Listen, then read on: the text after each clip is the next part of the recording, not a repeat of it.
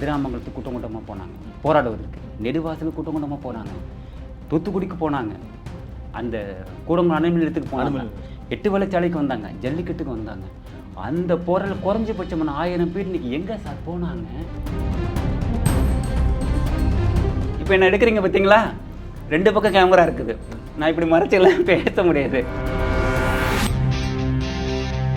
மாவட்ட அங்கே SP governor என்ன சொல்கிறாங்கன்னா, குற்றவாளிகளுக்கு நாங்கள் 60 நாளில் தண்டனை வாங்கி தருவோம்னு சொல்லியிருக்காரு.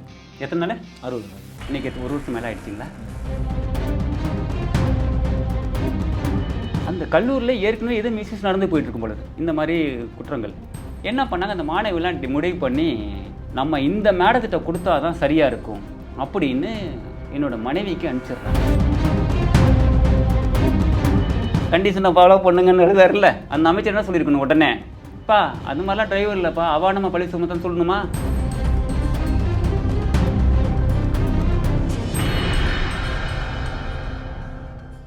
அறம் தமிழ் நேயர்களுக்கு இனிய வணக்கம். இன்று நாம் ஒரு சமூக செயற்பாட்டாளர், பல்வேறு பொதுநல வழக்குகள் 20க்கு மேற்பட்ட பொதுநல வழக்குகளை இட்டு இன்றைக்கும் சமூக செயற்பாட்டில் தீவிரமாக செயல்பட்டு கொண்டிருக்கிற திரு வை தங்கவேல் அவர்களை நாம் சந்திக்கிறோம். அவர் புத்தனாம்பட்டி ஊராட்சி தலைவராக இருந்திருக்கிறார். தொடர்ந்து பல்வேறு விஷயங்கள் நீங்கள் நம்ம பேச பேச நம்ம புரிஞ்சுக்கலாம். அவரை நாம் அன்போடு வரவேற்போம். சார் வணக்கம் சார், மிக்க மகிழ்ச்சி உங்களை சந்திப்பதில். எங்களுக்கு ரொம்ப மகிழ்ச்சி சார். இப்போது திருநெல்வேலியில் சமீபத்தில் இந்த கல்குவாரி சம்பந்தமான ஒரு கருத்து கேட்பு கூட்டத்தில் நடந்த ஒரு கைகலப்பு, குறிப்பாக அறப்போர் சேர்ந்த தாக்கப்பட்டிருக்கிறாங்க. இந்த கல்குவாரியில் என்ன விதிமீறல் நடக்குது சார்? கல்குவாரியை பொறுத்தவரைக்கும் டிஸ்ட்ரிக்ட் மினரல் ஃபவுண்டேஷன்ஸ் ரூல்ஸ் வந்து 1952 57 தெரில, தெளிவாக பார்க்கணும். இப்போ இந்த அப்படி ஏன் நம்ம வைக்கிறேன்னா, இந்த ஹெல்த் இஷ்யூ இருக்கிறதுனால நான் சொல்ல மாட்டேன். முதல்ல உலகெங்கும் வாழும் 10 கோடிக்கு மேலான தமிழ் சொந்தங்களுக்கு உங்களுக்கும் சொல்லிடுறேன். என்னோட இதில் வந்து டிசம்பர் மாதம் போன வருஷம் 2ஆம் தேதி ஓப்பன் ஹார்ட் சர்ஜரி பண்ணி மெக்கானிக்கல் வால்வு வச்சுருக்கோம் சார். 60 வயசுக்கு மேலே இருந்தால் பயாலஜிக்கல் வால்வு வைக்கலாம், 52 வயசுனால மெக்கானிக்கல் வால்வு வச்சுருக்கோம். நீங்கள் தத்தருக்கு போச்சு என் பார்த்தீங்கன்னா டிக்குன்னு சவுண்டு கேட்டுக்கிட்டே இருக்கும். அதனால் நான் வந்து ரொம்ப கான்சன்ட்ரேஷனாக படிக்கிறது இல்லை, எனக்கு அந்த இஷ்யூ வரதுனால. ஆனால் நான் முழு கவனம் செலுத்தினேன் பரந்தூரில், ஏன்னா எதிர்காலத்தில் பெரிய ப்ராப்ளம் வரும்ட்டு. அப்போ டிஸ்ட்ரிக்ட் மினரல் ஃபவுண்டேஷன் ரூல்ஸ்னு இருக்குது, அது ஒவ்வொரு மாவட்டத்திலும் அமைக்கப்படணும். அதுக்கு ஹெட் டிஸ்ட்ரிக்ட் கலெக்டர் தான். இப்போது அது மேஜர் மினரல்ஸு மைனர் ரெண்டுக்குமே பொருத்தம் வச்சுங்களா சார். ராயல்ட்டி வசூல் பண்ணணும், அதெல்லாம் நாம்ஸ் இருக்குது. இப்போ கரண்ட்டில் என்னங்கிறது பண்ணிடலாம். இப்போ நாம் வந்து ஒரு கல்குவாரிக்கு நீங்கள் அப்ரூவல் கொடுக்குறோன்னு வச்சுக்கோங்க, கருத்து கேட்போம்னா அதுக்கு நான் ஒரு விளக்கமாக வரேன் பாருங்கள். அப்படி பண்ணும்போது நாம்ஸு படி பண்ணுறதுக்கு டிஸ்ட்ரிக்ட் கலெக்டர் தான். மணல் குவாரில் நாம்ஸை மீறினார், ஆனால் அவருங்க போய் ஸ்டே வாங்கி வச்சுருக்காங்க. தமிழக அரசு என்ன பண்ணியிருக்கணும் தெரியுங்களா? எப்பா நீ மணல் குவாரிக்கு நீங்கள் இது மாதிரி பண்ணினீங்கன்னா கல்குவாரில் எக்ஸ்ட்ரா வரக்கூடிய நிறைய எடுத்துட்டாங்கன்னா கீழே பூமியிலேருந்து வந்துடுது. இதுவாவது கண்ணுக்கு தெரியும், உலகமெல்லாம் பார்த்து மணலை கண்டுபிடிச்சிருவான். 300 அடிக்கு கீழே 200 கிலோ கண்டுபிடிக்க முடியாது. நீ அதெல்லாம் இந்த வழக்கை வந்து நீங்கள் பண்ணவே கூடாது.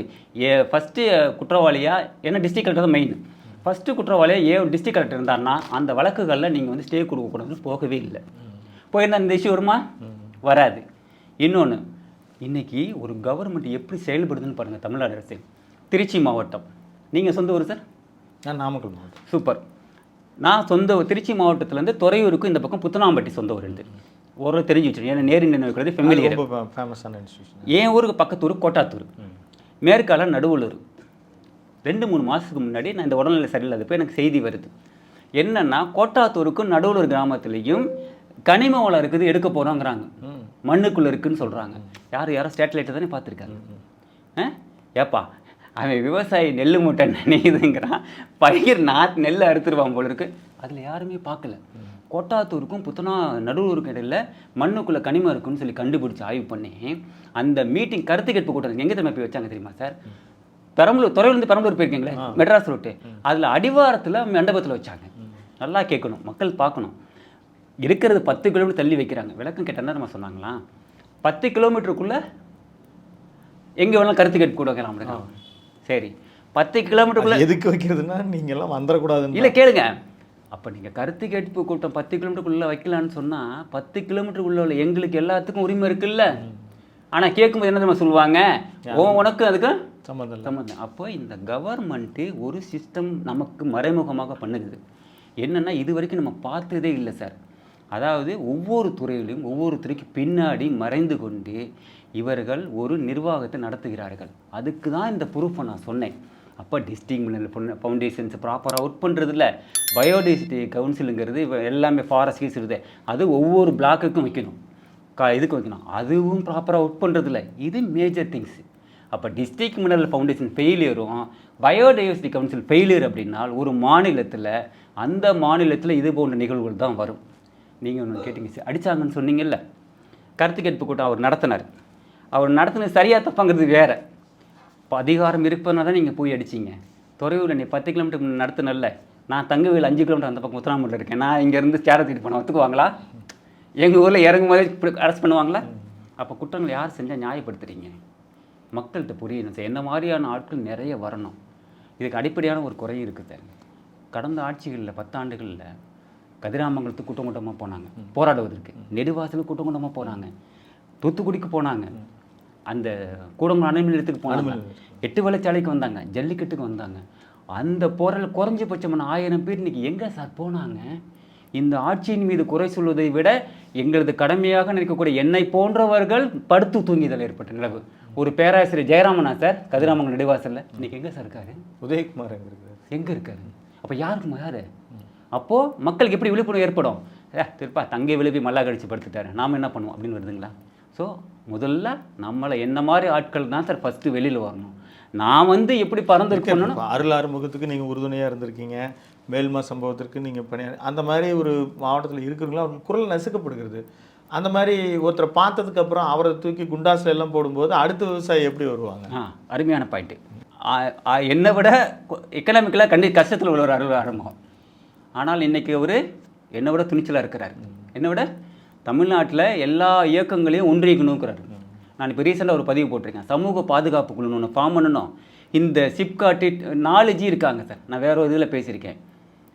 சிப்காட் ஜி, சிப்காட்டு, டிட்கோ ஜி, ஏற்கனவே சிட்கோ ஜி, எல்காட் ஜி.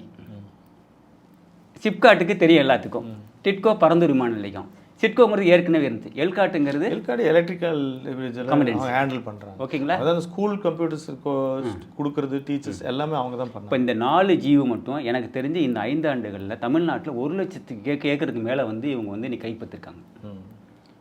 அப்போ இவங்க எல்கார்டும் செஞ்சுருக்காங்களா? அவங்களுக்கு இல்லை, அந்த எல்லாம் அந்த விங்கில் தானே வராங்க, தொழில்துறை அமைச்சகத்துக்கு கீழே தானே வராங்க. இவங்க தான் மேஜர் ரோல், 4Gs தான் ஆச்சுங்களா?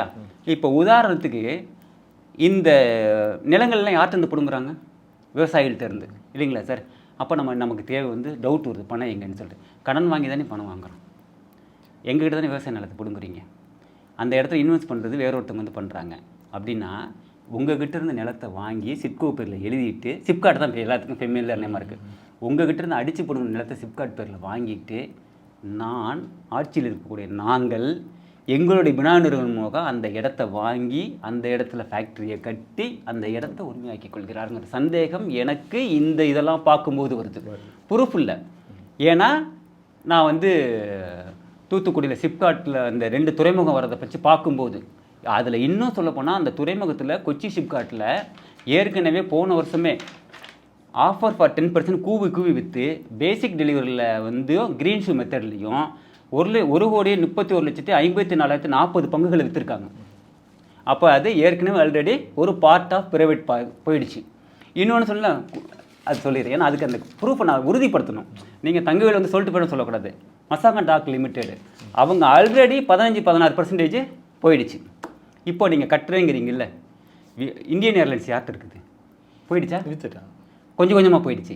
அப்போ ஏற்கனவே ப்ரைவேடைசேஷன் இருக்கக்கூடிய முழுமையாக இருந்த இந்தியன் ஏர்லைன்ஸே நமக்கு தெரிஞ்சு போயிடுச்சு.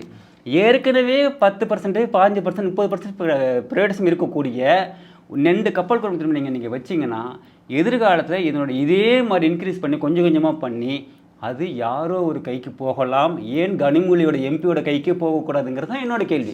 இந்த எக்ஸாம்பிளுக்கு அவங்க தவறாக எடுத்துக்க போகிறதில்ல, சந்தேகத்தை. ஏன்னா நீங்கள் அந்த சிஸ்டத்தை இது மாதிரியான அரசு நிர்வகிக்கக்கூடியவர்களே சொந்தமாக செய்துக்கிறதுக்கு வாய்ப்பு இருக்குது. ஸோ அப்போ உங்களுக்கு டிஸ்ட்ரிக்ட் மினரல் ஃபவுண்டேஷன் புரியுதுங்களா? அப்போ அந்த நம்மகிட்ட இருக்க ஒரு அமைப்பு இருக்குது இல்லையா, அது ரொம்ப பலமானது சார். சட்டம் ஒழுங்கு ரொம்ப பலமானது. நீங்கள் சொல்கிறாங்களே கடுமையான தண்டனை தேவையே கிடையாது, இருக்கிறதே போதும். இருக்கிற சட்ட உருக்களே போதும். ஏன்னா பிகினஸ் வந்துடுச்சு. புது சட்டத்தில் நம்ம அவரை பாராட்டுறோம். என்னன்னா கம்பல்சரி இப்போ என்ன எடுக்கிறீங்க பார்த்தீங்களா, 2 பக்கம் கேமரா இருக்குது, நான் இப்படி மறைச்செல்லாம் பேச முடியாது. அது மாதிரி கம்ப்ளீட்டாக கன்ஃபெஷன் ஸ்டேட்மெண்ட்டுக்கு நீங்கள் எடுக்கணும்னு சொல்கிறாங்க. அந்த முகபாவனைலாம் நீங்களும் செக் பண்ண போகிறாங்க. யார் வேணாலும் பப்ளிக்கில் பார்க்கலாம், வழக்கு முடிஞ்ச பிறகு. இது பார்க்கும்போதே யாரும் மிரட்டி சொன்ன மாதிரி இருக்குன்னு யார் கண்டுபிடிப்பா? எங்கள் ஊரில் இருக்கிற குப்பன்னு சுப்பன்னு சொல்ல போகிறான். எத்தனை வருஷத்தில்? 10 ஆண்டுகளில். ஸோ டிஸ்ட்ரிக்ட் மினரல் ஃபவுண்டேஷன் ஏதாவது டவுட் இருந்தால், ஏன்னா அறப்போர் இயக்கம் பாதிக்கப்பட்டது நம்ம உண்மையாக கண்டிக்கிறோம். அதுக்கு நான் இன்னொன்றையும் சொன்னேன், துறையூரில் நடத்தக்கூடிய அநீதியை எடுத்துக்கிட்டு நான் சேர் எடுத்துகிட்டு போனால் அரசாங்கம் விடுமா அதுங்கிறதையும் நான் காம்பன்சேட் பண்ணுறேன். அவங்கள நான் வந்து குறை சொல்கிறேன். பரந்தூருக்கு நீங்கள் வரல, மேல்மாவுக்கு வரலன்னா சொல்கிறோம், அது வேறு பிரச்சனை. ஆனால் தாக்கப்படுவது என்பது உரிமைகள் அமுக்கப்படுது அதுக்காக. அப்போ சிஸ்டம்ஸ் இருக்கிறத இவங்க பயன்படுத்தவில்லை. சரி, இப்போ சமீபத்தில் கோவையில் ஒரு பெண்ணுக்கு ஒரு வன்முறை நடந்திருக்குது. இந்த விஷயம் நம்ம பேசிகிட்டு இருக்கும்போது சொன்னீங்க, இதில் சில சட்டங்கள் திருத்தி அமைக்கப்பட வேண்டும், குற்றவாளிகள் தப்பிப்பதற்கு வாய்ப்பு இருக்குன்னு மாதிரி சொன்னீங்க. இப்போது அந்த குற்றவாளிகளை விரைந்து, அதுலேயும் சொல்லப்போனால் 24 மணி நேரத்தில் சிசிடிவி எல்லாம் செக் பண்ணி சுட்டு பிடித்திருக்கிறாங்க. இதற்கு பிறகும் நீங்கள் இன்னும் சட்டங்கள் மாற்றணும்னு நினைக்கிறீங்க? இல்லை, சட்டங்கள் கரெக்டாக இருக்குன்னு சொல்கிறேன். ஏன்னா முன்னாடி இருந்ததை விட அந்த சட்டங்கள் போதும். இப்போ நிறைய மாடிஃபிகேஷன் பண்ணிட்டாங்க. இப்போ வந்து முன்னாடி கன்ஃபெஷன் ஸ்டேட்மெண்ட் வந்து காவல்துறையை எழுதிக்கிட்டு கையெழுத்து போடலாம். இனிமேல் அது மாதிரி பண்ண முடியாது. எல்லாமே ரெக்கார்டை பண்ண போகுது, அதில் கேமராவில் பதிவாக போகுது. எனக்கு சில சந்தேகங்கள் இருக்குது. அப்படியே ஒரு வருஷம் பின்னாடி போகும். ஃபஸ்ட்டு தஞ்சாவூர் மாவட்டம் ஒரத்தநாடு பாப்பாநாடு காவல் எல்லைக்கு உட்பட்ட ஒரு மாணவி வந்து இதே மாதிரி வன்கொடுமை செய்யப்படுறாங்க. அந்த குற்றத்தில் மாவட்ட எஸ்பி, இங்கே எஸ்பி தானே பேசுகிறாரு, கமிஷனர் சார், மாவட்ட அங்கே எஸ்பி கவர்மெண்ட் என்ன சொல்கிறாங்கன்னா, குற்றவாளிகளுக்கு நாங்கள் 60 நாளில் தண்டனை வாங்கி தருவோம்னு சொல்லியிருக்காரு. எத்தனை நாள்? 60 நாள். இன்றைக்கி 1 வருஷம் மேலே ஆகிடுச்சிங்களா? இப்போ அப்படி பார்த்தா அண்ணா யூனிவர்சிட்டியில் கிட்டத்தட்ட. அடுத்து நான் சொல்கிறேன் பாருங்கள். இன்னொன்று என்ன, நீங்கள் நான் அடுத்து ஃபஸ்ட் எக்ஸாம்பிள். 2வது எக்ஸாம்பிள் திருச்சி மாவட்டம், நான் சார்ந்த திருச்சி மாவட்டம், பள்ளிக்கல்வித்துறை அமைச்சரோட டிரைவருங்கிற ஒரு பேரை கொண்ட ஒருத்தர் வந்து இதே மாதிரி 4-5 பேர் சேர்ந்து வன்கொடுமை பண்ணாங்கன்னு சொல்லி ஒரு மாணவி வீடியோ போட்டாங்க, எஸ்பி ஆஃபீஸில் கொடுத்தாங்க. நல்லா கேளுங்க, அந்த அமைச்சர் வந்து உடனே பொங்கி எழுந்திருக்கணும். என்னன்னு இங்கே போய் அழுதாரு தெரியுங்களா, கண்டிஷனை ஃபாலோ பண்ணுங்கன்னு எழுதாருல்ல, அந்த அமைச்சர் என்ன சொல்லியிருக்கணும் உடனே, பா அது மாதிரிலாம் டிரைவர் இல்லைப்பா, அவானமாக பழி சுமத்தன்னு சொல்லணுமா? அவர் சொல்லவே இல்லை. ஒரு வாரம் கழிச்சு போலீஸ் தரப்பு சொல்லுது என்னென்ன, அவர் வந்து அந்த மாதிரி பேர் கொண்டு டிரைவராக வேலை பார்க்கலன்னு சொல்கிறாங்க. யாரை காப்பாற்றுறீங்கிறதுல அதுக்குள்ளே போகல. ஸோ ஒரு கான்ட்ரவர்சி இருக்குது இல்லைங்களா? இப்போ நீங்கள் என்ன கேட்குறீங்க, அண்ணா யூனிவர்சிட்டி மாணவி வழக்கில் கரெக்டாக தானே பண்ணுனாங்க, ஏன் எஸ்ஐடி வந்துச்சு? எஸ்ஐடி இன்னும் வந்து அவங்க மேம்பட்டு அதில் இருக்கிற எல்லாருடைய டவுட்டும் கிளியர் பண்ணுறதுக்கு தான். ஸோ ஓகே, இப்போ ஆம்ஸ்டாங்குள்ள ஏன் சிபிஐ வருது? டிஸ்பியூட் வருது, ஆனால் நமக்கு அங்கே போயிடுச்சு இல்லை, நீங்கள் எல்லாரும் பேட்டி கொடுக்குறாங்கல்ல, அப்படியே பயங்கரமாக கொடுக்குறாங்க. ஆம்ஸ்டாங் வழக்கு உண்மையிலேயே அரசு தரப்பில் ஏன் சிபிஐ வேணான்னு சொல்லுது? அதில் என்னென்னா, இப்போது அக்யூட் பண்ண ஒருத்தரை வந்து என்கவுண்டர் பண்ணுறாங்க, இது எல்லா டவுட்டும் எல்லாருக்கும் இருக்குது. இல்லை சார், இதை சிபிஐக்கு அனுப்பணுங்கிறது யார்? ஜட்ஜஸ் விசாரணை பண்ண அவங்க தானே சொல்கிறாங்க, நம்ம சொல்லலை. இப்போ கோயம்புத்தூரில் அவங்க ஆம்ஸ்ட்ராங் வழக்கில் தமிழ்நாடு அரசினுடைய பிரேயர் என்னன்னா, நாங்கள் சொல்கிற அதிகாரியை போடுங்க அப்படின்ற ஒரு ஒரு ஒரு ஒரு அவங்களுடைய வலியுறுத்தல் இருக்கு. இல்லை சார், அதுதான் சர்ச்சையா. அப்படி நம்ம அப்படி பார்க்கக்கூடாது. ஏன்னா ஒரு 2-3 கான்ட்ராக்ட்ஸ் நம்ம சொல்லிடணும், அதில் இருக்கணும். ஒன்று வந்து டெத்து, ஒருத்தர் இறந்துட்டார்னா என் உடனே 4 மணி நேரம் கழிச்சு வரைக்க ஆரம்பிச்சிடும். தங்கவில் இறந்துட்டான்னா 4 மணி நேரத்து இறக்கம் 24 ஹவர்ஸ் வரைக்கும் இருக்கும். அப்போ 4 ஹவர்ஸ் ஒரு பார்ட்டு, 20 ஹவர்ஸ் ஒரு பார்ட்டு வச்சுங்களா சார்? இப்போது அவங்க அந்த போஸ்ட்மார்ட்டம் பண்ணல, ஃபஸ்ட்டு 4 ஹவர்ஸில் பண்ணால் 24 ஹவர்ஸில் பண்ணாங்களா, அதில் அது சொன்ன மாதிரி தான் எத்தனை மணிக்கு பண்ணினாங்க, அதில் கான்ட்ரவர்சி இருக்காங்கிறது ஜட்ஜஸ் அந்த வழக்கில் உள்ள டாக்குமெண்ட் தான் தெரியும். இன்னொன்று, ஒரு குறிப்பிட்ட காலத்துக்குள்ளே தான் உயர்த்துக்கு போகணும். ஏன்னா சிசிடிவி ஃபுட்டேஜுங்கிறது 20 days தான் வச்சுருப்பாங்க, கெப்பாசிட்டியில் அடைஞ்சிருது. நான் அதுக்கு தான் நான் என்ன சொல்ல வரேன், எப்பா கம்பெனியை டெவலப் பண்ணுங்க, ஒரு 60 நாள் வர மாதிரி நான் கேட்குறது தான். அது முடிவாங்க, அது வந்து ஹார்ட் டிஸ்க் டெவலப் பண்ணிட்டா போதும், அடிஷ்னல் பண்ணிட்டா போதும். என்னுடைய வசதி இருந்துச்சுன்னா நான் வந்து ஒரு 5 TB வச்சுட்டேன்னா 2 மாதத்துக்கு கூட இருக்கும். ஸோ அந்த கான்செப்டில் தான் 20 daysக்குள்ளே வரணும். இந்த இது பண்ணது செல்ஃபோன் ஆவணங்களை பொறுத்த வரைக்கும் ஜியோ நிறுவனம் வெளிப்படையாக சொல்லியிருக்காங்க சார், எழுத்து மூலமாக சொல்லியிருக்காங்க. செல்ஃபோன் நெட்வொர்க் சொல்கிறேன், செல்ஃபோன் நெட்வொர்க் வோடாஃபோன் எல்லாருமே 1 year தான் ஸ்டோரேஜ் வச்சுக்க முடியும். அதுக்கு மேலே ஆட்டோமேட்டிக்காக டெலிட் ஆகிடும் அப்படிங்கிறாங்க. அவங்க சர்வர் கெப்பாசிட்டி இல்லை சார், மத்திய அரசு உத்தரவு. மத்திய அரசு உத்தரவு நீங்கள் முன்னாடியே மனு பண்ண, அதெல்லாம் கஷ்டம்னு வச்சுங்க, பாதிக்கப்பட்டவங்க இது பண்ணுவாங்க, அப்படி வைத்தாலும் சொல்ல முடியல. ஒரு வழக்கு நடைபெறும் பொழுது சிடிஎம்ஆர் அவங்களுடைய கால் ரெக்கார்டு எல்லாத்தையுமே எடுத்து வச்சு தான் என்ன சேர்க்குறாங்க அந்த வழக்கில். ஒரு குற்றவாளின்னா நான் அப்போ யாரோடலாம் பேசிகிட்டு இருந்தேன் என்னன்னு சொல்லி அந்த வழக்கு நடைபெறும் பொழுது அவருடைய ரிப்போர்ட்லாம் கொடுத்துட்றாங்கல்ல சார். நீங்கள் கன்ஃபெஷன் ஸ்டேட்மெண்ட் ஒன்று கொடுத்துட்றீங்க, விசாரணை நீதிமன்றத்தில் வழக்கு வந்து 2 வருஷம் கழிச்சு வருதுன்னு வச்சுக்கோங்க. அப்போ நீங்கள் என்ன தெரியுமா கேட்குறீங்க, தங்கவேல் வந்து அவரோட ஃபோனை செக் பண்ணுங்கன்னு அப்போ தான் ரிவர்ஸில் கேள்வி வருது.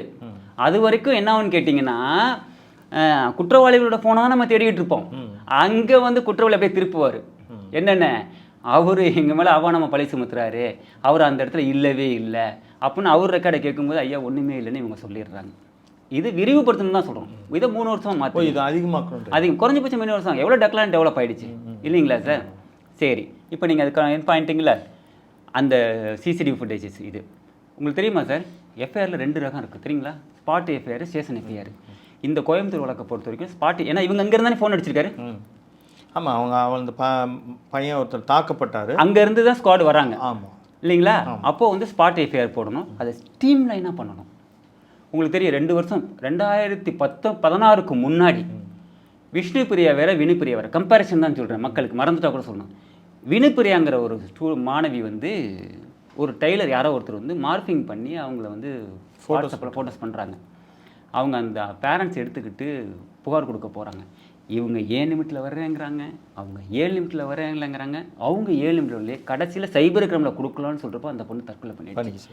அந்த மாவட்ட எஸ்பி 300 பேருக்கு முன்னாடி பொது மன்னிப்பு கேட்டார். யாரோட தவறு? சாதாரண சின்ன மிஸ்டேக். எங்கே கொடுத்தா என்ன சார்? அப்போ எப்படி சார் நான் இந்த மாதிரி நம்ப முடியும் காவல்துறையை? நேற்று காலை ஒரு இன்சிடென்ட் நான் சொல்லட்டுமா? ரொம்ப தெளிவாக பேசணும். என்னோட மனைவி வந்து அரசு கல்லூரியில் உதவி பேராசிரியர். என்னோட மனைவி அந்த கல்லூரியில் ஏற்கனவே எதோ மிஸ்யூஸ் நடந்து போயிட்டுருக்கும் பொழுது இந்த மாதிரி குற்றங்கள். இந்த வருஷம் ஒரு மாணவி பாதிக்கப்படுறாங்க. அப்போ எப்படி செகண்ட் தேர்ட் ஸ்டூடெண்ட்ஸ் இருப்பாங்க இல்லையா? இப்போ ரீசெண்டாக நடந்த நம்மலாம் பார்க்கணும் எப்படி பண்ணுறாங்கன்ட்டு. என்ன பண்ணாங்க, அந்த மாணவிலாம் முடிவு பண்ணி நம்ம இந்த மேடத்திட்ட கொடுத்தா தான் சரியாக இருக்கும் அப்படின்னு என்னோடய மனைவிக்கு அனுப்பிச்சிடுறாங்க. அவங்க அதை பார்த்துட்டு அந்த பேச்சை கேட்டுட்டு என்ன பண்ணிட்டாங்க, ஹெச்ஓடிக்கு அனுப்பிச்சிட்டு, நம்ம பாருங்கள் டிக்கெட்டுக்குன்னு சவுண்டு கேட்குது, வீட்டில் வந்து வச்சிருக்க முடியுமா ஃபோனை? 2 நாள் வச்சுருந்து என்ன பண்ணிட்டாங்க, நம்ம வேணால் தங்கவேல் கண்டிஷன் சரியில்லை, ஏற்கனவே ஏகப்பட்ட சிக்கல் எடுத்துகிட்டு இருக்கிறாரு, அதனால் நம்ம டெலீட் பண்ணிடுவோம்னு சொல்லி ஹெச்ஓடிக்கு அனுப்பிச்சிட்டாங்க. அவங்க அதை ப்ரொசீட் பண்ணி எஃப்ஐஆர் போட்டாச்சு. 164 அந்த பழைய சிஆர்பி சொல்கிறேன், அந்த 164 ஸ்டேட்மெண்ட்டு கொடுத்தாச்சு. ஆசிரியரும் உள்ளே இருக்கார். இப்போ 2 நாளைக்கு முன்னாடி டிஎஸ்பி கூப்பிட்டு என்ன சொல்கிறாரு, நீங்கள் இன்னொரு உதவி பேராசிரியருக்கு அனுப்புனதா நீங்கள் வாக்குமூலம் கொடுங்கன்னு சொல்கிறாங்களாம். அனுப்புனதே ஹெச்ஓடிக்கு. எவ்வளோ நாள் கழிச்சே குற்றம் நடந்து அவன் உள்ளே இருக்கிறான், ஒரு 164 ஸ்டேட்மெண்ட் வந்துருச்சு, முதல் வாக்குமூலம் கொடுத்துட்டாங்க. இப்போ நீங்கள் அதில் மாற்றினீங்கன்னா கீழேருந்து மாற்றணுமா? கான்ட்ரா வந்துடுமா? அப்போ நம்ம ஒன்று சொல்லுவோமா? விசாரணை நீதிமன்றத்தில் போய் கம்ப்ளீட் அடிபட்டு போட்டோமா? அப்போ அந்த முசிறி டிஎஸ்பி யாரை காப்பாற்றுவதற்காக செய்கிறார் சொல்லுங்கள்? பணம் வேலை செய்கிறதா, ஜாதி வேலை செய்கிறதா, மதம் வேலை செய்கிறதா? யாரை சார் நம்புவது? நான் என்னை விட சிறந்த அனுபவசாலி காவல்துறை யாரும் கிடையாது. ஏனால் 2016ஆம் ஆண்டு பஞ்சாயத்து பிரசிடண்டாக இருந்தப்போ OIB 2011-12 இளைஞர் காவல் பண்ணி முதல்வராக இருந்தபோது எடுத்தாங்க. அவங்கள பெர்மனண்ட் பண்ணவே இல்லை, வேக்கன்சி ஃபில் பண்ணவே இல்லை. 2016 ஸ்டார்ட் பண்ணி 2017 வரைக்கும் வழக்கு வந்துச்சு. முதல் வழக்கில் தான் 8000 பேர் OIB பர்மனண்ட் பண்ணுறாங்க. அதன் பிறகு ஸ்டெப்பாக எடுத்தாங்க. கிட்டத்தட்ட அந்த டைமில் 20,000 மேலே வேலை போட்டாங்க. நான் 3-4 வழக்கு நடத்தியிருக்கேன். நான் காவல்துறையில் என்னை அன்று தமிழகத்தில் இருக்கக்கூடிய பல லட்சக்கணக்கான இளைஞர்களோட கனவு நாயகனாக நான் இருந்திருக்கேன். நான் என்னை விட அவங்களுக்கு நம்பிக்கையானவங்களே கிடையாது. நான் அவ்வளோ இருந்தேன். இந்த நிகழ்ச்சியெல்லாம் பார்க்கும்போது எனக்கு மனம் வேதனை அடைகிறது. இவங்களை எப்படி நம்புறது? தண்டிக்கப்படுற வரைக்கும் சிறுமி ஹாசினி கொலை வழக்கில் விசாரணை நீதிமன்றம் conviction, high court conviction, supreme court விட்டுருச்சு இல்லை? அப்போ 2019 திண்டுக்கல் மாவட்ட கலைவாணி கொலை வழக்கில் வந்து விசாரணை நீதிமன்றம் விடுவிச்சிருச்சு.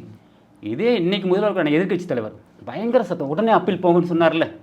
இன்னைக்கு எடப்பாடி கேட்குறாரா, உனக்கு ப்ரொவிஷன்ஸ் இருக்குல்ல, என்ன கேட்கணும்னு சார் இது போக சொல்லுங்கள், சீராய்வு தாக்கல் பண்ண சொல்லுங்கள். சிறுமி ஹாசினி கொலை நம்பிக்கை ஏற்படணும்ல. இன்றைக்கி குற்றங்கள் தொடர்றது தான் நிறுத்தணும் சார். குற்றவாளிக்கு தண்டிக்கிறது அப்புறம் ஃபஸ்ட்டு குற்றம் நிப்பாட்டணும்ல. அப்போ ஏற்கனவே நடந்த குற்றம் கன்விஷன் ஆனாதானே சார் நிப்பாட்டுவாங்க.